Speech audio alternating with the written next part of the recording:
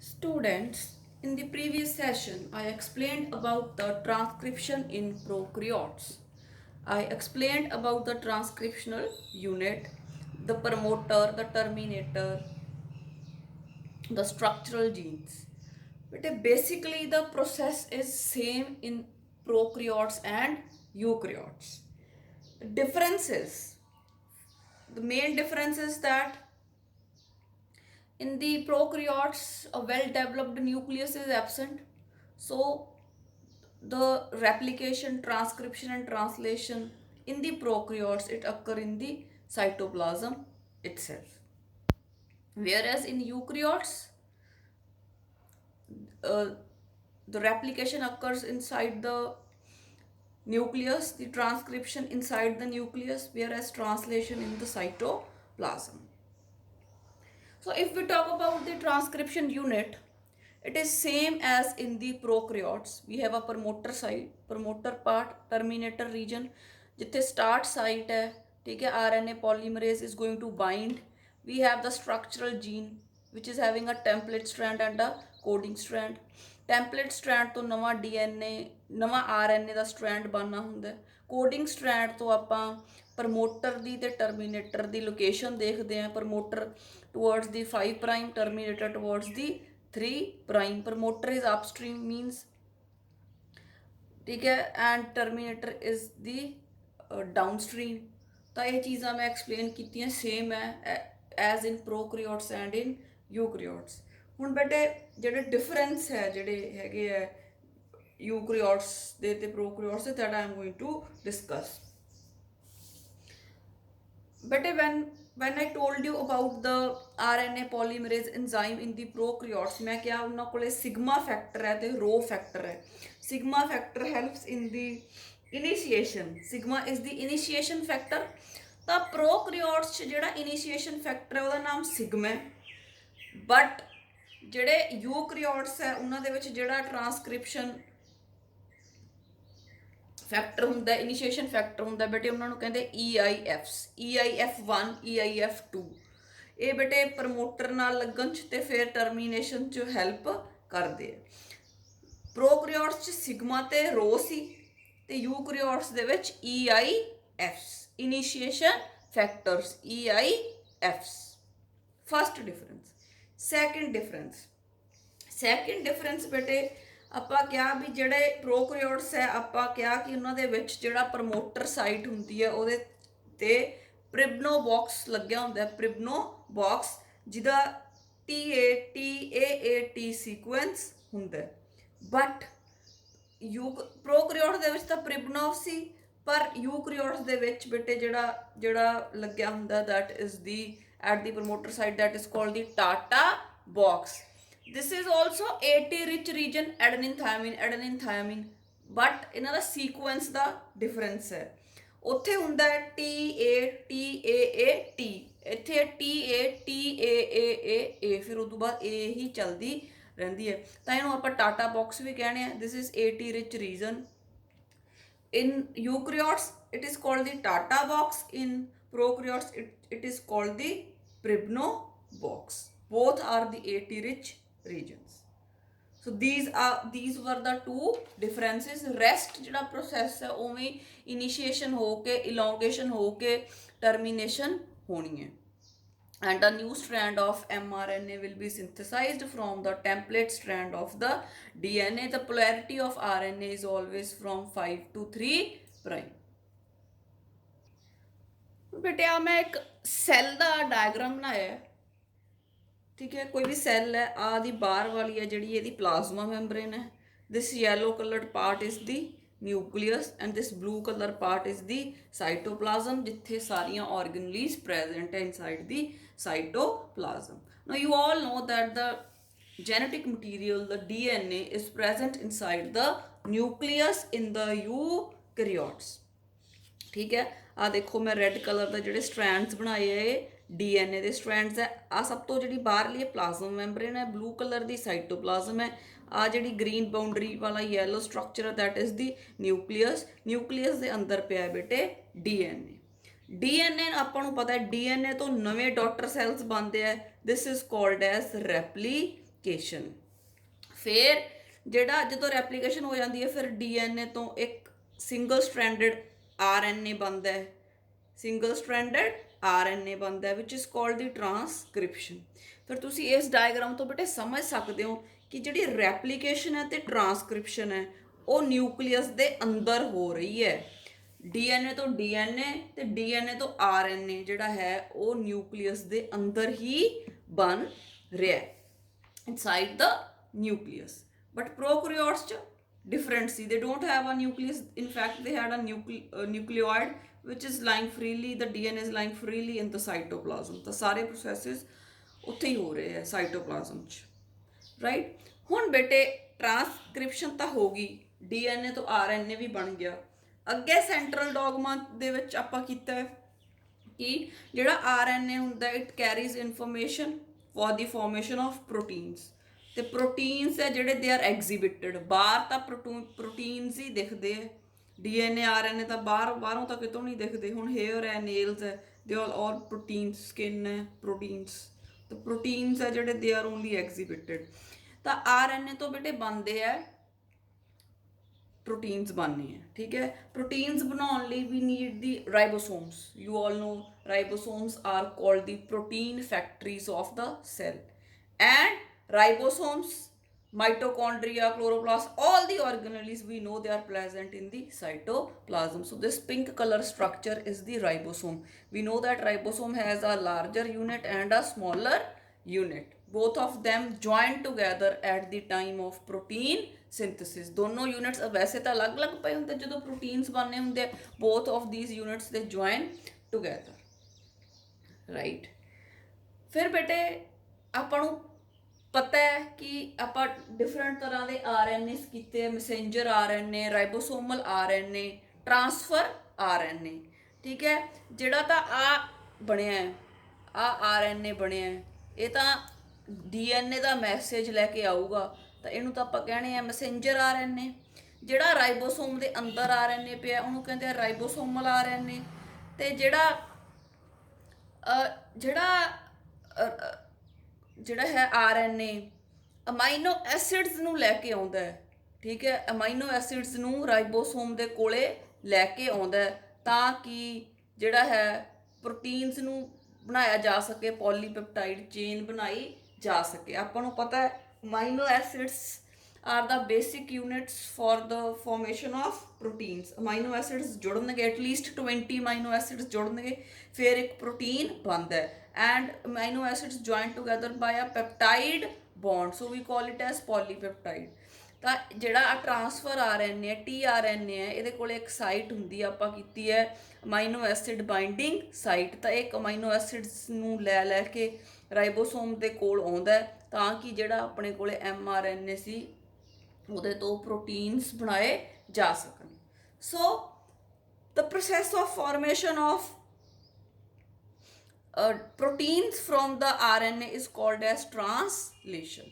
ਸੋ ਬੇਟੇ ਇੱਥੇ ਮੈਂ ਇਹ ਸਮਝਾਉਣਾ ਚਾਹ ਰਹੀ ਹਾਂ ਕਿ ਜਿਹੜੀ ਰੈਪਲੀਕੇਸ਼ਨ ਤੇ ਟਰਾਂਸਕ੍ਰਿਪਸ਼ਨ ਹੈ ਉਹ ਤਾਂ ਨਿਊਕਲੀਅਸ ਦੇ ਅੰਦਰ ਹੋ ਰਹੀ ਹੈ, ਜਿਹੜੀ ਟਰਾਂਸਲੇਸ਼ਨ ਹੈ ਉਹ ਸਾਈਟੋਪਲਾਜ਼ਮ ਦੇ ਵਿੱਚ ਹੋ ਰਹੀ ਹੈ। ਜਦੋਂ ਮੈਂ ਪ੍ਰੋਕੈਰੀਓਟਸ ਦੀ ਗੱਲ ਕੀਤੀ ਤਾਂ ਮੈਂ ਦੱਸਿਆ ਕਿ ਜਿਵੇਂ ਜਿਵੇਂ ਰੈਪਲੀਕੇਸ਼ਨ ਹੁੰਦੀ ਹੈ ਨਾਲ ਦੀ ਨਾਲ ਟਰਾਂਸਕ੍ਰਿਪਸ਼ਨ ਹੁੰਦੀ ਹੈ। ਟਰਾਂਸਕ੍ਰਿਪਸ਼ਨ ਹਜੇ ਚੰਗੀ ਤਰ੍ਹਾਂ ਪੂਰੀ ਵੀ ਨਹੀਂ ਹੋਈ ਹੁੰਦੀ, ਹਜੇ ਪੂਰੇ ਦਾ ਪੂਰਾ mRNA ਬਣਿਆ ਨਹੀਂ ਹੁੰਦਾ, ਠੀਕ ਹੈ। ਨਾਲ ਦੀ ਨਾਲ ਹੀ ਟਰਾਂਸਲੇਸ਼ਨ ਸ਼ੁਰੂ ਹੋ ਜਾਂਦੀ ਹੈ, ਪ੍ਰੋਟੀਨਸ ਦੀ ਫਾਰਮੇਸ਼ਨ ਸ਼ੁਰੂ ਹੋ ਜਾਂਦੀ ਹੈ, ਕਿਉਂਕਿ ਸਾਰੇ ਪ੍ਰੋਸੈਸ ਸਾਈਟੋਪਲਾਜ਼ਮ 'ਚ ਹੀ ਹੋ ਰਹੇ ਹੈ ਤਾਂ ਨਾਲ ਦੀ ਨਾਲ ਹੀ ਹੋ ਜਾਂਦੇ ਹੈ। ਤਾਂ ਇਸੇ ਕਰਕੇ ਆਪਾਂ ਕਹਿੰਦੇ ਹਾਂ ਕਿ ਜਿਹੜਾ ਹੈਗਾ transcription and translation can be coupled in bacteria. Couple मतलब इकट्ठे ही हो जाते हैं, हजे ट्रांसक्रिप्शन के नाल ट्रांसक्रिप्शन हो जाती है, नाल ही ट्रांसलेशन हो जाती है इन दी प्रोकैरियोट्स।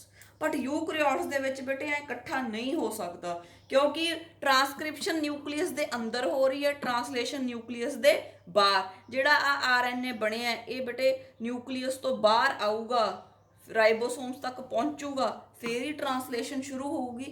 तो ये भी एक डिफरेंस है between prokaryote transcription and eukaryotic transcription. उन्होंने विच कपल्ड है, नाल दी नाल ही शुरू हो जू क्योंकि transcription and translation both occur in the cytoplasm, but in eukaryotes transcription is occurring in the nucleus, so mRNA has to come out for the process of translation in the cytoplasm, because the ribosomes, the tRNA, they are all present in the cytoplasm. ਫਿਰ ਬੇਟੇ ਹੁਣ ਜਿਹੜਾ ਆ ਹੁੰਦਾ ਆਪਣਾ ਜਿਹੜਾ RNA ਹੁੰਦਾ ਇਹਨੇ ਬਾਹਰ ਆਉਣਾ ਹੁੰਦਾ, ਤਾਂ ਬਾਹਰ ਆਉਣ ਲਈ ਬੇਟੇ ਇਹਨੂੰ ਜਦੋਂ ਇਹ ਬਾਹਰ ਆਊਗਾ ਇਹਨੂੰ ਬਹੁਤ ਸਾਰੇ ਇਹੋ ਜਿਹੇ ਇੰਜ਼ਾਈਮਸ ਹੁੰਦੇ ਆ ਜਿਹੜੇ ਇਹਨੂੰ ਖਤਮ ਕਰ ਸਕਦੇ ਆ ਇਹਨੂੰ, ਠੀਕ ਹੈ। ਤੇ ਇਹਨਾਂ ਇੰਜ਼ਾਈਮਸ ਤੋਂ ਬਚਣ ਲਈ ਇਸ RNA ਦੀ ਬੇਟੇ ਪ੍ਰੋਸੈਸਿੰਗ ਹੁੰਦੀ ਹੈ, ਮਤਲਬ ਥੋੜਾ ਬਹੁਤਾ ਇਹਦੇ ਉੱਤੇ ਜਿਹੜੇ ਹੈ ਹੋਰ ਚੀਜ਼ਾਂ ਐਡ ਕੀਤੀਆਂ ਜਾਂਦੀਆਂ ਤਾਂ ਕਿ ਇਹਨੂੰ ਜਿਹੜਾ ਹੈ ਡਿਫਰੈਂਟ ਇੰਜ਼ਾਈਮਸ ਉਹ ਖਤਮ ਨਾ ਕਰਨ ਤੇ ਈਜ਼ੀਲੀ ਨਿਊਕਲੀਅਸ ਦੇ ਵਿੱਚੋਂ ਸਾਈਟੋਪਲਾਜ਼ਮ ਨਿਊਕਲੀਅਸ ਦੇ ਵਿੱਚੋਂ ਬਾਹਰ ਆ ਜੇ into the cytoplasm. So I hope this thing is clear. ਇਹ ਚੀਜ਼ ਤੁਹਾਨੂੰ ਦਿਮਾਗ ਦੇ ਵਿੱਚ ਹੋਣੀ ਬਹੁਤ ਜ਼ਰੂਰੀ ਹੈ, ਫਿਰ ਅੱਗੇ ਜਿਹੜੇ ਪ੍ਰੋਸੈਸਿਸ ਆ ਆਪਾਂ ਨੂੰ ਉਹ ਸਾਰੇ ਉਹਨਾਂ 'ਚ ਆਪਾਂ ਡਿਫਰੈਂਸ਼ੀਏਟ ਕਰ ਪਾਵਾਂਗੇ ਤੇ ਉਹਨਾਂ ਨੂੰ ਈਜ਼ੀਲੀ ਸਮਝ ਪਾਵਾਂਗੇ। Replication and transcription in the eukaryotes occur inside the nucleus, whereas translation occurs in the cytoplasm because ribosomes are present in the cytoplasm. ਹੁਣ ਬੇਟੇ ਜਿਵੇਂ ਮੈਂ ਦੱਸਿਆ ਕਿ ਜਿਹੜੇ ਯੂਕੈਰੀਓਟਸ ਆ ਉਹਨਾਂ ਦੇ ਵਿੱਚ RNA ਨੂੰ ਬਾਹਰ ਆਉਣਾ ਪੈਂਦਾ ਇਨ ਦੀ ਸਾਈਟੋਪਲਾਜ਼ਮ, ਤਾਂ ਇਸ ਕਰਕੇ ਬੇਟੇ ਉਹਦੇ ਵਿੱਚ ਕੁਝ ਚੇਂਜਸ ਆਉਂਦੀਆਂ which are called as post transcription changes. Prokaryotes ਦੇ ਵਿੱਚ ਜਦੋਂ RNA ਬਣ ਗਿਆ, ਠੀਕ ਹੈ, ਤਾਂ ਬਸ ਉਹਦੇ ਅੱਗੇ ਪ੍ਰੋਟੀਨਸ ਬਣਾ ਦੇਣੇ ਆ ਡਾਇਰੈਕਟਲੀ, ਪਰ ਯੂਕੈਰੀਓਟਸ ਦੇ ਵਿੱਚ ਉਹਦੇ ਵਿੱਚ ਜਿਹੜਾ ਹੈ RNA ਬਣਿਆ ਉਹਦੇ ਵਿੱਚ ਚੇਂਜਸ ਆਉਂਦੀਆਂ, ਠੀਕ ਹੈ, ਫਿਰ ਉਸ ਤੋਂ ਬਾਅਦ ਉਹਦੇ ਵਿੱਚ ਜਿਹੜੇ ਹੈ ਪ੍ਰੋਟੀਨਸ ਹੈ ਜਿਹੜੇ ਉਹ ਬਣਾਏ ਜਾ ਸਕਦੇ ਆ। Now ਬੱਚੋ when elongation takes place, which is the last step in the transcription, a RNA strand is formed। ਜਿਹੜਾ ਬੇਟੇ ਯੂਕੈਰੀਓਟਸ ਦੇ ਵਿੱਚ ਜਿਹੜਾ ਇਹ RNA ਦਾ ਸਟ੍ਰੈਂਡ ਬਣਦਾ ਹੈ ਨਾ, ਠੀਕ ਹੈ, ਉਹਦੇ ਕੋਲੇ ਕੁਝ ਰੀਜਨਸ ਕੁਝ ਭਾਗ ਇਸ ਤਰ੍ਹਾਂ ਦੇ ਹੁੰਦੇ ਆ ਜੋ ਅੱਛਾ ਕੰਮ ਕਰਦੇ ਆ, ਕੁਝ ਭਾਗ ਇਸ ਤਰ੍ਹਾਂ ਦੇ ਹੁੰਦੇ ਆ ਜੋ ਅੱਛਾ ਕੰਮ ਨਹੀਂ ਕਰਦੇ। ਦੇਖੋ ਮੈਂ ਇੱਕ RNA ਸੀ, ਠੀਕ ਹੈ, ਇੱਕ ਔਰੇਂਜ ਖਾਨਾ ਬਣਾਇਆ, ਇੱਕ green orange green orange green, 1 orange region 1 green region orange green ਹੈ, ਠੀਕ ਹੈ। ਜਿਹੜੇ ਗ੍ਰੀਨ ਰੀਜਨ ਹੈ ਇਹਨੂੰ ਮੈਂ ਕਿਹਾ ਐਗਜ਼ੋਨ, ਜਿਹੜੇ ਔਰੇਂਜ ਹੈ ਇਹਨਾਂ ਨੂੰ ਮੈਂ ਕਿਹਾ ਇੰਟਰੋਨ। ਜਿਹੜੇ ਤਾਂ ਗ੍ਰੀਨ ਹੈ ਐਗਜ਼ੋਨ ਇਹ ਤਾਂ ਚੰਗਾ ਕੰਮ ਕਰਦੇ ਆ, ਪ੍ਰੋਟੀਨ ਬਣਾਉਣ 'ਚ ਹੈਲਪ ਕਰਦੇ ਆ, ਠੀਕ ਹੈ। ਜਿਹੜਾ ਔਰੇਂਜ ਬਣਾਇਆ ਇੰਟਰੋਨ ਇਹ ਚੰਗਾ ਕੰਮ ਨਹੀਂ ਕਰਦੇ, ਠੀਕ ਹੈ। ਜੋ ਚੰਗਾ ਕੰਮ ਨਹੀਂ ਕਰਦੇ ਉਹਨਾਂ ਨੂੰ ਇੰਟਰੋਨਸ ਕਹਿੰਦੇ ਆ, ਇੰਟਰੋਨਸ। ਤਾਂ ਜੋ ਚੰਗਾ ਕੰਮ ਕਰਦੇ ਹੀ ਨਹੀਂ ਤੇ ਆਪਾਂ ਨੂੰ ਇੰਟਰੋਨਸ ਨਹੀਂ ਚਾਹੀਦੇ। ਵੀ do not want ਇੰਟਰੋਨਸ, they R the ਇੰਟਰਪਟਿੰਗ units, ਖਰਾਬਾ ਕਰਦੇ ਆ, ਫਾਲਤੂ ਦੇ ਵਿੱਚ ਆ ਕੇ ਵਿੱਚ ਫਸ ਗਏ, ਅੜ ਗਏ। ਦੇ ਆਰ ਇੰਟਰਪਟਿੰਗ, ਦੇ ਆਰ ਨॉन ਕੋਡਿੰਗ, ਕੋਈ ਕੰਮ ਨਹੀਂ ਕਰ ਸਕਦੇ, non coding units, they have to be removed, ਠੀਕ ਹੈ। ਜਦੋਂ ਯੂਕੈਰੀਓਟਸ ਦੇ ਵਿੱਚ RNA ਬਣਦਾ ਹੈ ਨਾ, ਠੀਕ ਹੈ, ਕਿਉਂਕਿ ਕਾਫੀ ਕੰਪਲੈਕਸ ਹੈ ਸਾਰਾ ਟਰਾਂਸਕ੍ਰਿਪਸ਼ਨ ਦਾ ਪ੍ਰੋਸੈਸ, ਤਾਂ ਵਿੱਚ ਕੁਝ ਨॉन ਕੋਡਿੰਗ ਰੀਜਨਸ ਆ ਜਾਂਦੇ ਆ ਜਿਹੜੇ ਔਰੇਂਜ ਕਲਰ ਦੇ ਬਣਾਏ ਆ, ਜਿਨ੍ਹਾਂ ਨੂੰ ਮੈਂ ਇੰਟਰੋਨਸ ਕਿਹਾ। ਦੇ ਆਰ ਇੰਟਰਪਟਿੰਗ, ਐਵੇਂ ਫਾਲਤੂ 'ਚ ਆ ਗਏ, ਸੋ ਦੇ ਹੈਵ ਟੂ ਬੀ ਰਿਮੂਵਡ। ਜੇ ਇਹਨਾਂ ਨੂੰ ਰਿਮੂਵ ਨਾ ਕੀਤਾ ਤਾਂ ਗਲਤ ਤਰ੍ਹਾਂ ਦੇ ਪ੍ਰੋਟੀਨਸ ਬਣ ਜਾਣਗੇ, ਮਤਲਬ ਫਾਲਟੀ ਪ੍ਰੋਟੀਨਸ, ਠੀਕ ਹੈ। ਜੇ ਗਲਤ ਤਰ੍ਹਾਂ ਦੇ ਪ੍ਰੋਟੀਨ ਬਣ ਗਏ ਤਾਂ ਜੈਨੇਟਿਕ ਡਿਸਆਰਡਰਸ ਹੋ ਜਾਂਦੇ, ਜੈਨੇਟਿਕ ਡਿਸਆਰਡਰਸ ਹੋ ਜਾਣਗੇ, ਤਾਂ they have to be removed. Introns they are interrupting units, we do not want introns orange color part, so they have to be removed. This process of removal of introns, ठीक है, introns remove करते, orange सारा remove करता ते मेरे को RNA का part बचया जिदे कोले सिर्फ ग्रीन है, मतलब जिदे कोले सिर्फ एक्सॉन्स है, right? The process in which the introns are removed and exons are joined is called as splicing. This process is called as splicing. ਕੀ ਕਹਿੰਦੇ ਆ ਇਸ process ਨੂੰ? Splicing. Removal of introns and joining of exons is called as ਸਪਲਾਈਸਿੰਗ।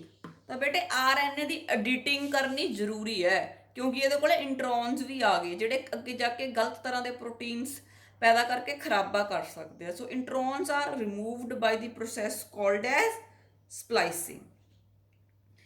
ਹੁਣ ਬੇਟਾ ਇੱਕ ਹੋਰ term ਹੈ ਜਿਹੜੀ ਮੈਂ ਦੱਸਣਾ ਚਾਹੂੰਗੀ, ਸਪਲਿਟ ਜੀਨਸ। ਸਪਲਿਟ ਜੀਨਸ, ਜਿਹੜੇ ਜੀਨਸ, ਜਿਵੇਂ ਆ ਇੱਕ ਜੀਨ ਸੀ, ਠੀਕ ਹੈ, ਇਹਦੇ ਕੋਲੇ ਇੰਟਰੋਨਸ ਵੀ ਸੀਗੇ ਤੇ ਐਗਜ਼ੋਨਸ ਵੀ ਸੀਗੇ। ਸੋ jeans which contain non-functional part intron embedded between functional part axon is called split genes। ਕਹਿੰਦਾ ਉਹ ਜੀਨ ਜਿਹਦੇ ਕੋਲ ਐਗਜ਼ੋਨ ਵੀ ਹੈ ਤੇ ਇੰਟਰੋਨ ਵੀ ਹੈ। ਇੰਟਰੋਨ ਬੇਕਾਰ ਹੈ, ਐਗਜ਼ੋਨ ਕੰਮ ਦੇ ਹੈ, ਐਗਜ਼ੋਨ ਚਾਹੀਦੇ ਹੈ। ਪਰ ਜਿਹੜੇ ਜੀਨ ਦੇ ਕੋਲੇ ਦੋਨੋਂ ਐਗਜ਼ੋਨ ਤੇ ਇੰਟਰੋਨ ਹੈ is called the split jeans. ਤੇ ਸਪਲਿਟ ਜਿਹੜੇ ਜੀਨਸ ਹੈ ਉਹਨਾਂ ਦੀ ਫਿਰ ਬੇਟੇ ਹੋ ਜਾਂਦੀ ਹੈ ਸਪਲਾਈਸਿੰਗ, RNA ਦੀ ਹੋ ਜਾਂਦੀ ਹੈ ਐਡੀਟਿੰਗ। ਤੇ ਜਦੋਂ RNA ਦੀ ਐਡੀਟਿੰਗ ਹੋ ਜਾਂਦੀ ਹੈ, introns are removed, exons are joined together and this process is called as splicing। ਫਿਰ ਹੁਣ ਬੇਟੇ ਜਿਵੇਂ ਮੈਂ ਤੁਹਾਨੂੰ ਦੱਸਿਆ ਕਿ ਜਿਹੜਾ ਹੈ RNA ਜਿਹੜਾ ਉਹ ਨਿਊਕਲੀਅਸ ਦੇ ਅੰਦਰ ਬਣ ਰਿਹਾ ਹੈ, ਠੀਕ ਹੈ, ਉਹਨੇ ਬੇਟੇ ਨਿਊਕਲੀਅਸ ਤੋਂ ਬਾਹਰ ਆਉਣਾ, ਠੀਕ ਹੈ। ਹੁਣ ਆਪਾਂ ਜਦੋਂ ਆਪਾਂ ਹਿਊਮਨ ਹੈਲਥ ਐਂਡ ਡਿਜ਼ੀਜ਼ ਕੀਤਾ ਤਾਂ ਆਪਾਂ ਕਿਹਾ ਵੀ ਬੋਡੀ ਸੈਲਫ ਤੇ ਨੌਨ ਸੈਲਫ ਨੂੰ ਆਇਡੈਂਟੀਫਾਈ ਕਰ ਪਾਉਂਦੀ ਹੈ। ਆਪਣੀ ਬੋਡੀ ਦੇ ਸੈਲਸ ਇਸ ਤਰ੍ਹਾਂ ਦੇ ਜਿਹੜੇ ਪਛਾਣ ਲੈਂਦੇ ਆ ਕਿ ਇਹ ਕੁਛ ਬਾਹਰੋਂ ਨਵਾਂ ਆਇਆ, ਠੀਕ ਹੈ। ਹੁਣ ਕੀ ਹੁੰਦਾ ਜਦੋਂ ਨਵਾਂ RNA ਬਣਦਾ ਤਾਂ ਬੇਟੇ RNA ਨੇ ਫਿਰ ਉਸ ਤੋਂ ਬਾਅਦ ਨਿਊਕਲੀਅਸ ਤੋਂ ਬਾਅਦ ਸਾਈਟੋਪਲਾਜ਼ਮ ਦੇ ਵਿੱਚ ਆਉਣਾ ਹੁੰਦਾ, ਤਾਂ ਬੋਡੀ ਦੇ ਸੈਲਸ ਨੂੰ ਲੱਗਦਾ ਹੈ ਕੁਛ ਬਾਹਰੋਂ ਆ ਗਿਆ, ਕਿਉਂਕਿ ਉਹ ਹਜੇ ਨਵਾਂ ਹੀ ਹੋਇਆ ਹੁੰਦਾ। ਬੋਡੀ ਦੇ ਸੈਲਸ ਦੀ ਉਹਦੇ ਨਾਲ ਜਾਣ ਪਛਾਣ ਨਹੀਂ ਹੋਈ ਹੁੰਦੀ, ਠੀਕ ਹੈ। ਉਹਨਾਂ ਨੂੰ ਲੱਗਦਾ ਕੁਛ ਨਵਾਂ ਆ ਗਿਆ, ਠੀਕ ਹੈ। They may think it is a foreign substance, ਠੀਕ ਹੈ। ਤਾਂ ਉਹਦੇ ਤੇ ਅਟੈਕ ਕਰ ਸਕਦੇ ਆ, ਨਵੇਂ RNA ਨੂੰ ਖਤਮ ਕਰ ਸਕਦੇ ਆ, ਕਿਉਂਕਿ ਉਹਨਾਂ ਦੀ ਹਜੇ ਜਾਣ ਪਛਾਣ ਨਹੀਂ ਹੋਈ। ਉਹਨਾਂ ਨੂੰ ਲੱਗਦਾ ਕੁਛ ਬਾਹਰੋਂ ਆ ਗਿਆ, ਠੀਕ ਹੈ। ਤਾਂ ਬੇਟੇ ਫਿਰ ਬੋਡੀ ਨੂੰ ਕੀ ਕਰਨਾ ਪੈਂਦਾ, ਜਿਹੜਾ ਉਹ RNA ਹੁੰਦਾ ਉਹਦੇ ਤੇ ਬੇਟੇ ਸਟੈਂਪਿੰਗ ਕਰਨੀ ਪੈਂਦੀ ਹੈ, ਮੋਹਰ ਲਾਉਣੀ ਪੈਂਦੀ ਹੈ ਬਈ ਇਹ ਆਪਣਾ ਹੀ ਹੈ, ਮੈਂ ਹੀ ਬਣਾਇਆ, ਠੀਕ ਹੈ। ਤਾਂ ਉਹ ਸਟੈਂਪਿੰਗ ਜਿਹੜੀ ਬੋਡੀ ਆਪਦੀ ਸਟੈਂਪ ਲਗਾ ਦਿੰਦੀ ਹੈ ਤਾਂ ਕਿ ਫਿਰ ਕੋਈ ਵੀ ਐਂਜ਼ਾਈਮ, ਕੋਈ ਵੀ ਸੈੱਲ ਇਸ RNA ਤੇ ਅਟੈਕ ਨਾ ਕਰ ਸਕੇ। ਤਾਂ ਬੇਟੇ ਫਿਰ ਉਹਦੇ ਜਿਹੜਾ ਸਿਰ ਵਾਲਾ ਪਾਸਾ ਹੁੰਦਾ ਮੀਨਸ 5 ਪ੍ਰਾਈਮ ਵਾਲਾ ਉੱਪਰ ਨੂੰ ਜਿਹੜਾ ਪਿਆ, ਉੱਪਰ ਨੂੰ ਹੀ ਆਪਾਂ ਕਹਿੰਦੇ ਸਿਰ ਵਾਲਾ ਪਾਸਾ ਉੱਪਰ ਨੂੰ ਹੀ ਹੈ 5, ਤਾਂ ਉਹਦੇ ਤੇ ਬੇਟੇ ਕੈਪ ਲਗਾ ਦਿੰਦੇ ਆ, ਬੋਡੀ ਉਹਦੇ ਤੇ ਕੈਪ ਲਗਾ ਦਿੰਦੀ ਹੈ, ਠੀਕ ਹੈ। Capping is done. ਕੈਪ ਕਾਹਦੀ ਹੁੰਦੀ ਹੈ, 7 ਮਿਥਾਈਲ ਗੁਆਨੋਸੀਨ ਦੀ ਬਣਦੀ ਹੈ, 7 ਮਿਥਾਈਲ ਗੁਆਨੋਸੀਨ। ਤਾਂ ਜਿਹੜਾ ਜਦੋਂ ਇੰਟਰੋਨਸ ਤਾਂ ਰਿਮੂਵ ਕਰਤੇ, ਆਪਣੇ ਕੋਲ ਐਗਜ਼ੋਨਸ ਰਹਿ ਗਏ, RNA ਹੈ, ਤਾਂ ਕਿ RNA ਨੂੰ ਹੋਰ ਐਂਜ਼ਾਈਮਸ ਜਿਹੜੇ ਹੈਗੇ ਆ, ਨਿਊਕਲੀਏਸਿਸ ਵਗੈਰਾ ਜਿਹੜੇ ਐਂਜ਼ਾਈਮਸ ਹੁੰਦੇ ਆ ਨਿਊਕਲੀਅਸ ਦੇ ਵਿੱਚ ਪਏ ਆ, ਉਹ ਇਹਨੂੰ ਅਟੈਕ ਨਾ ਕਰ ਦੇਣ, ਇਹਨੂੰ ਖਤਮ ਨਾ ਕਰ ਦੇਣ ਕਿ ਕੁਛ ਨਵਾਂ ਆ ਗਿਆ। ਉਸ ਤੋਂ ਪਹਿਲਾਂ ਕਿ ਉਹ ਖਤਮ ਕਰਨ, ਬੋਡੀ ਇਹਦੇ ਹੈਡ ਦੇ ਉੱਤੇ ਕੈਪ ਲਗਾ ਦਿੰਦੀ ਹੈ, ਇਹਨੂੰ ਪ੍ਰੋਟੈਕਟ ਕਰ ਦਿੰਦੀ ਹੈ from nucleases. And this cap is made up of 7 methyl guanosine, 7 methyl guanosine। So the process of addition of 7 methyl guanosine cap on the 5 prime end of the RNA, ठीक है, is called as capping, is called as capping। बेटे ਜਦੋਂ elongation ਹੁੰਦੀ ਹੈ ਨਾ ਉਦੋਂ ਨਾਲ ਦੀ ਨਾਲ ਹੀ ਇਹ ਹੋ ਜਾਂਦਾ ਹੈ। ਜਦੋਂ ਜਿਹੜਾ ਆਹ RNA ਹੁੰਦਾ ਇਟ ਇਜ਼ ਅਬਾਊਟ 30 ਨਿਊਕਲੀਓਟਾਈਡਸ ਲੌਂਗ। ਜਦੋਂ ਇਹਦੇ ਵਿੱਚ 30 ਨਿਊਕਲੀਓਟਾਈਡਸ ਜੁੜੇ ਹੁੰਦੇ ਆ ਨਾ, ਉਸੇ ਸਮੇਂ ਡਰ ਹੋ ਜਾਂਦਾ ਕਿ ਬੋਡੀ ਦੇ ਹੋਰ ਸੈਲਸ ਜਾਂ ਜਿਹੜੇ ਨਿਊਕਲੀਏਸਿਸ ਐਂਜ਼ਾਈਮਸ ਇਹਦੇ ਤੇ ਅਟੈਕ ਨਾ ਕਰ ਦੇਣ। ਤਾਂ ਨਿਊਕਲੀਏਸਿਸ ਤੋਂ ਬਚਾਉਣ ਲਈ ਜਦੋਂ mRNA ਜਿਹੜਾ ਹੈ ਇਹ ਅਬਾਊਟ 30 ਨਿਊਕਲੀਓਟਾਈਡਸ ਲੌਂਗ ਹੁੰਦਾ ਤਾਂ ਉਹਦੇ 5 ਪ੍ਰਾਈਮ ਐਂਡ ਦੇ ਉੱਪਰ 7 ਮਿਥਾਈਲ ਗੁਆਨੋਸੀਨ ਕੈਪਸ ਲੱਗ ਜਾਂਦੇ ਆ ਤਾਂ ਕਿ ਨਿਊਕਲੀਏਸਿਸ ਦੇ ਅਟੈਕ ਤੋਂ ਬਚਾਇਆ ਜਾ ਸਕੇ। And this process is called as capping. ਫਿਰ ਬੇਟੇ ਹੁਣ ਆਪਾਂ ਨੂੰ ਪਤਾ ਹੈ ਵੀ ਜਿਹੜਾ RNA ਹੈ ਬਣਿਆ ਨਿਊਕਲੀਅਸ ਦੇ ਵਿੱਚ ਹੈ, ਜਾਣਾ ਇਹਨੇ ਸਾਈਟੋਪਲਾਜ਼ਮ ਦੇ ਵਿੱਚ ਹੈ ਰਾਈਬੋਸੋਮ ਕੋਲੇ, ਤਾਂ ਇਹਨੂੰ ਮੂਵ ਕਰਨਾ ਪਊਗਾ ਤਾਂ ਕਿ ਇਹ ਈਜ਼ੀਲੀ ਮੂਵ ਕਰ ਸਕੇ। ਜਿਹੜਾ ਇਹਦਾ 3 ਪ੍ਰਾਈਮ ਐਂਡ ਹੁੰਦਾ ਉਧਰ ਬੇਟੇ ਟੇਲ ਲੱਗ ਜਾਂਦੀ ਹੈ, ਟੇਲ, ਠੀਕ ਹੈ, ਐਡੇनिन ਦੀ tail, A number of adenines joined together, so we call it as poly A tail, means many A tail with the help of enzyme poly A polymerase, ठीक है। this process of addition of poly A tail to eukaryotic RNA at 3 prime end is called as polyadenylation. This is called as polyadenylation, and this helps in the transport of the RNA from the nucleus to the cytoplasm, ठीक है। ਤਾਂ ਬੇਟੇ ਜਦੋਂ ਯੂਕਰੀਓਟਸ ਦੇ ਵਿੱਚ transcription ਖਤਮ ਹੋਣ ਵਾਲੀ ਹੁੰਦੀ ਹੈ, ਇਲੋਂਗੇਸ਼ਨ ਵਾਲਾ ਪ੍ਰੋਸੈਸ ਚੱਲ ਰਿਹਾ ਹੁੰਦਾ ਹੈ, ਤਾਂ ਜਿਹੜਾ RNA ਹੈ ਬੇਟੇ ਉਹਦੀ ਐਡੀਟਿੰਗ ਕਰਨੀ ਪੈਂਦੀ ਹੈ। ਤਾਂ ਉਸ ਐਡੀਟਿੰਗ ਦੇ ਵਿੱਚ ਜਿਹੜੇ ਹੈ 3 ਚੀਜ਼ਾਂ ਹੁੰਦੀਆਂ, splicing, capping, polyadenylation. Cap on the 5 prime and 7 methyl guanosine caps to prevent from the nucleases. Splicing is the removal of introns because they are non-coding, they are the interrupting regions, ठीक है। When poly A tail is added to the 3 prime end of the eukaryotic RNA, we call it as polyadenylation. These 3 processes are studied under the post-transcriptional changes. This is also called as RNA editing, and it can also be called as RNA processing. ਆਹ ਬੇਟੇ NCERT ਦਾ diagram ਹੈ ਜਿਸ ਦੇ ਵਿੱਚ ਇਹ process ਹੈ ਜਿਹੜਾ ਇਹਨੂੰ ਐਕਸਪਲੇਨ ਕੀਤਾ ਹੋਇਆ ਹੈ। ਜਿਹੜੀ RNA ਦੀ ਪ੍ਰੋਸੈਸਿੰਗ ਹੈ, means splicing, capping and polyadenylation, addition of the tails. This is called as RNA processing.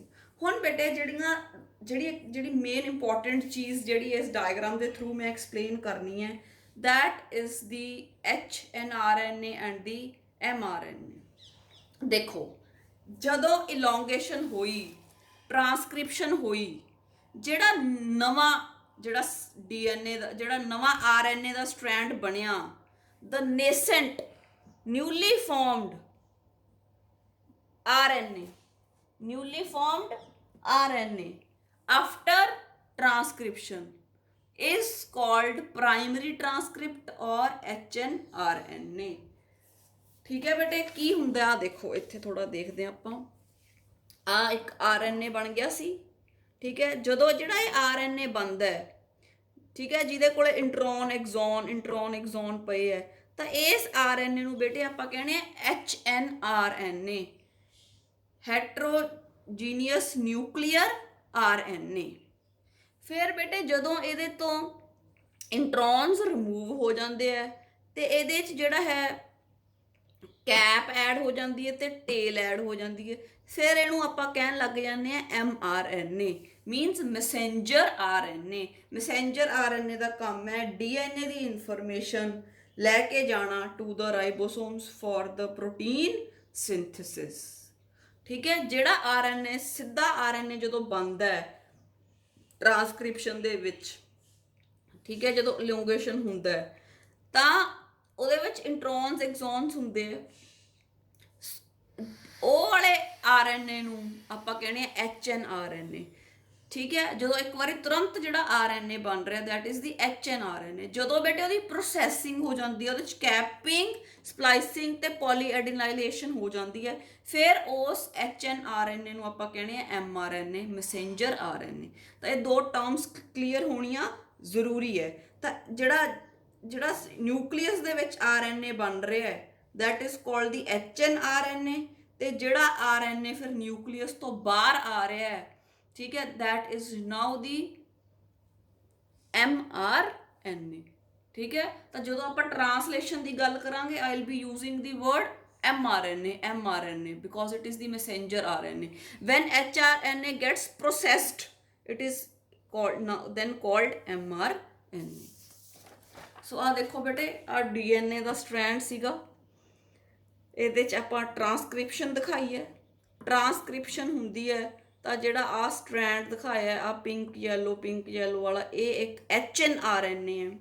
Means ਇਹਦੇ ਕੋਲੇ ਇੰਟਰੋਨਸ ਹੈ ਜਿਹੜੇ ਪਿੰਕ ਕਲਰ ਦੇ ਆ, ਇੰਟਰੋਨਸ ਹੈ ਜਿਹੜੇ ਆ ਯੈਲੋ ਕਲਰ ਦੇ ਆ, ਐਗਜ਼ੋਨਸ ਹੈ। ਤਾਂ ਪਿੰਕ ਕਲਰ ਦੇ ਇੰਟਰੋਨਸ ਨਹੀਂ ਚਾਹੀਦੇ, ਦੇ ਆਰ ਦੀ ਇੰਟਰਪਟਿੰਗ ਸੀਕੁਐਂਸਿਸ।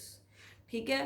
ਤਾਂ ਕੀ ਹੁੰਦਾ ਬੇਟੇ, ਮੈਂ ਦੱਸਿਆ ਜਦੋਂ ਹੀ ਇਲੋਂਗੇਸ਼ਨ ਹੀ ਹੋ ਹੀ ਰਹੀ ਹੁੰਦੀ ਹੈ ਤਾਂ ਜਿਹੜਾ 5 ਐਂਡ ਹੁੰਦਾ 5 ਪ੍ਰਾਈਮ ਹੁੰਦਾ ਉਹਦੇ ਤੇ ਬੇਟੇ 7 ਮਿਥਾਈਲ ਗੁਆਨੋਸਿਨ ਕੈਪ ਲੱਗ ਜਾਂਦੀ ਹੈ ਤਾਂ ਕਿ ਨਿਊਕਲੀਏਸਿਸ ਤੋਂ ਬਚਿਆ ਜਾ ਸਕੇ। ਜਿਹੜਾ ਫਿਰ ਜਿਹੜੀ RNA ਦੀ ਸਪਲਾਈਸਿੰਗ ਹੋ ਜਾਂਦੀ ਹੈ, ਸਪਲਾਈਸਿੰਗ ਮੀਨਸ ਜਿਹੜੇ ਇੰਟਰੋਨਸ ਹੈ ਉਹ ਰਿਮੂਵ ਹੋ ਜਾਂਦੇ ਆ।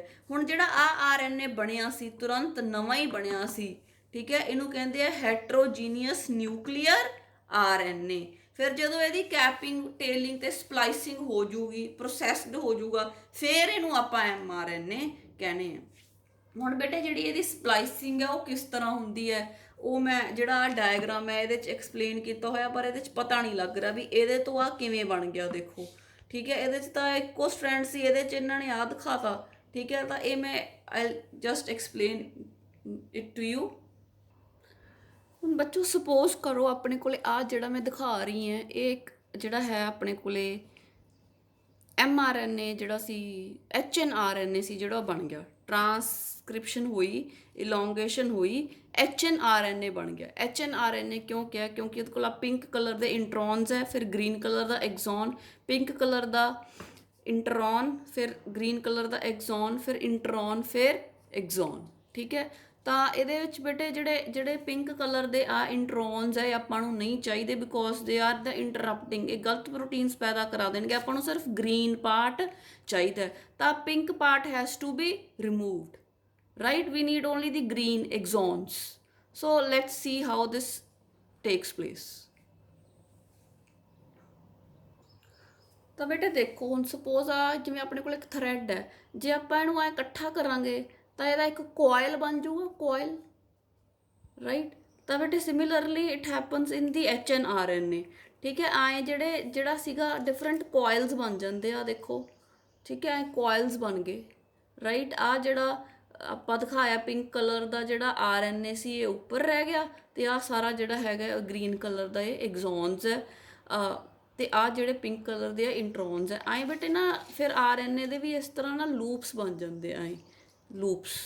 ਠੀਕ ਹੈ, ਜਿਵੇਂ ਆਪਾਂ ਥਰੈਡ ਦੇ ਬਣਾਏ ਹੈ।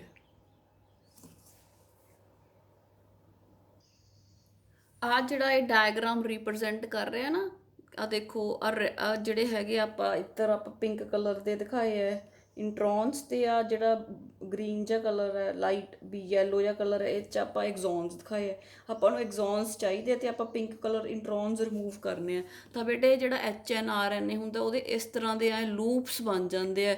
ਜਿਹੜਾ ਪਿੰਕ ਕਲਰ ਦੇ ਜਿਹੜੇ ਇੰਟਰੋਨਸ ਹੁੰਦੇ ਉਹ ਇੱਕ ਐਵੇਂ ਉੱਪਰ ਲੂਪ ਦੇ ਉੱਪਰ ਆ ਜਾਂਦੇ ਆ। ਜਿਹੜਾ ਆ ਡਾਇਗਰਾਮ ਹੈ ਇਸ ਤਰ੍ਹਾਂ ਦਿਖਾਇਆ ਕਿ ਆ ਲੂਪਸ ਬਣੇ ਹੋਏ ਆ, ਜਿਵੇਂ ਮੈਂ ਤੁਹਾਨੂੰ ਆ ਦਿਖਾਏ ਆ ਕਿ ਲੂਪਸ ਬਣੇ ਆ। ਜਦੋਂ ਬੇਟੇ ਇਹ ਲੂਪਸ ਬਣ ਜਾਂਦੇ ਆ ਤਾਂ ਇੱਥੇ ਇੱਕ ਐਂਜ਼ਾਈਮ ਆਉਂਦਾ ਹੈ, ਠੀਕ ਹੈ, ਤਾਂ ਉਹ ਜਿਹੜੀ ਇੰਨਾ ਪਾਰਟ ਹੈ ਜਿਹੜਾ ਇਹਨੂੰ ਅਲੱਗ ਕਰ ਦਿੰਦਾ, ਜਿਹੜਾ ਇੰਨਾ ਪਾਰਟ ਹੈ ਉੱਪਰਲਾ ਪਾਰਟ ਹੈ ਇਹਨੂੰ ਅਲੱਗ ਕਰ ਦਿੰਦਾ। ਆ ਜਿਹੜੇ ਉੱਪਰਲੇ ਲੂਪਸ ਬਣੇ ਇਹਨਾਂ ਨੂੰ ਅਲੱਗ ਕਰ ਦਿੰਦਾ, ਤੇ ਨੀਚੇ ਜਿਹੜਾ ਹੈ ਕੱਲਾ ਜਿਹੜਾ ਹੈ ਸਟ੍ਰੈਂਡ, ਇੱਕੋ ਹੀ ਸਟ੍ਰੈਂਡ ਬਣ ਜਾਂਦਾ ਜਦੋਂ ਜਿਹੜੇ ਲੂਪਸ ਹੈ ਉਹ ਰਿਮੂਵ ਹੋ ਗਏ। ਤੇ ਲੂਪਸ ਜਦੋਂ ਰਿਮੂਵ ਹੋ ਜਾਂਦੇ, ਜਿਹੜਾ ਸਟ੍ਰੈਂਡ ਬਚ ਜਾਂਦਾ ਇਹ ਹੁਣ ਪ੍ਰੋਸੈਸਡ ਸਟ੍ਰੈਂਡ ਹੈ, ਇਹਦੇ ਕੋਲੇ ਇੰਟਰੋਨਸ ਨਹੀਂ ਹੈਗੇ, so we call it as a mRNA। ਠੀਕ ਹੈ, ਇਹਦਾ ਜਿਹੜਾ ਬੇਟੇ 5 ਪ੍ਰਾਈਮ ਐਂਡ ਸੀ ਉਧਰ ਕੈਪ ਹੈ, ਠੀਕ ਹੈ, ਤੇ ਜਿਹੜਾ ਇੱਧਰ ਜਿਹੜਾ ਇਹਦਾ 3 ਪ੍ਰਾਈਮ ਐਂਡ ਸੀ ਉਧਰ ਟੇਲ ਹੈ। ਤਾਂ ਈਜ਼ੀਲੀ ਇਹ ਸਾਈਟੋਪਲਾਜ਼ਮ ਦੇ ਵਿੱਚ ਮੂਵ ਕਰਕੇ ਆ ਸਕਦਾ from the nucleus, it can easily move. So ਬੇਟੇ ਆ ਸ਼ਾਇਦ ਹੁਣ ਮੈਨੂੰ ਲੱਗ ਰਿਹਾ ਕਿ ਤੁਹਾਨੂੰ ਚੰਗੀ ਤਰ੍ਹਾਂ ਸਮਝ ਆ ਗਿਆ ਹੋਊਗਾ ਕਿਸ ਤਰ੍ਹਾਂ ਡਾਇਗਰਾਮ 'ਚ ਕੀ ਦਿਖਾਇਆ ਹੈ। ਲੂਪਸ ਬਣ ਜਾਂਦੇ ਆ ਤੇ ਸਨਰਪਸ ਇੰਜ਼ਾਈਮਸ ਆਉਂਦੇ ਆ, ਸਨਰਪਸ SNURPS। ਸਨਰਪਸ ਇੰਜ਼ਾਈਮਸ ਆ ਜਿਹੜੇ ਉਹ ਜਿਹੜਾ ਉਤਲਾ ਲੂਪ ਬਣਿਆ ਇਹਨੂੰ ਕੱਟ ਕੇ ਅੱਡ ਕਰ ਦਿੰਦੇ ਆ, ਤੇ ਜਿਹੜੇ ਆ ਛੋਟੇ ਛੋਟੇ ਫਿਰ ਪੀਸ ਬਣ ਜਾਂਦੇ, ਆ ਇੱਕ ਪੀਸ, ਆ ਇੱਕ ਪੀਸ, ਤਾਂ ਇਹਨਾਂ ਜਿਹੜੇ ਫਰੈਗਮੈਂਟਸ ਛੋਟੇ ਛੋਟੇ ਬਣ ਗਏ, ਇਹਨਾਂ ਨੂੰ ਲਾਈਗੇਜ਼ ਇੰਜ਼ਾਈਮ ਜੋੜ ਦਿੰਦਾ ਹੈ ਤੇ ਇੱਕ ਕੰਟੀਨਿਊਅਸ ਆਰਐਨਏ ਦਾ ਸਟ੍ਰੈਂਡ ਬਣ ਜਾਂਦਾ ਹੈ, ਜਿਹਨੂੰ ਹੁਣ ਆਪਾਂ ਕਹਿੰਦੇ ਆ ਮੈਸੇਂਜਰ ਆਰਐਨਏ, mRNA। ਪਹਿਲਾਂ ਜਦੋਂ ਟਰਾਂਸਕ੍ਰਿਪਸ਼ਨ ਹੋਈ, ਜਿਹੜਾ ਨਵਾਂ ਹੀ ਬਣਿਆ ਸੀ ਆਰਐਨਏ, ਉਹਨੂੰ ਆਪਾਂ ਕਿਹਾ ਸੀ HNRNA, ਕਿਉਂਕਿ ਉਹਦੇ ਕੋਲ ਇੰਟਰੋਨਸ ਪਏ ਸੀ। ਫਿਰ ਆਪਾਂ ਸਪਲਾਈਸਿੰਗ ਕਰਾ ਕੇ ਇੰਟਰੋਨਸ ਰਿਮੂਵ ਕਰਾਤੇ ਬਾਏ ਸਨਰਪਸ, ਜਿਹੜੇ ਐਂਜ਼ਾਈਮਸ ਆਏ ਉਹਨਾਂ ਨੇ ਜਿਹੜੇ ਲੂਪਸ ਸੀ ਇਹ ਰਿਮੂਵ ਕਰਤੇ, ਤੇ ਲਾਈਗੇਜ਼ਿਸ ਨੇ ਜਿਹੜੇ ਸੈਗਮੈਂਟਸ ਬਣ ਗਏ ਸੀ ਇਹਨਾਂ ਨੂੰ ਜੋੜਤਾ, ਤੇ ਹੁਣ ਜਿਹੜਾ HRNA is now called mRNA। HNRNA heterogeneous nuclear RNA ਦੀ ਜਦੋਂ ਸਪਲਾਈਸਿੰਗ, ਕੈਪਿੰਗ, ਟੇਲਿੰਗ ਹੋ ਜੇ, it is then called the mRNA, and mRNA is the messenger RNA which carries the information to the ribosomes. So students, this is all about the RNA processing, the post-transcriptional changes in the eukaryotes. I hope you have understood this, and in the next video I'm going to take up the translation.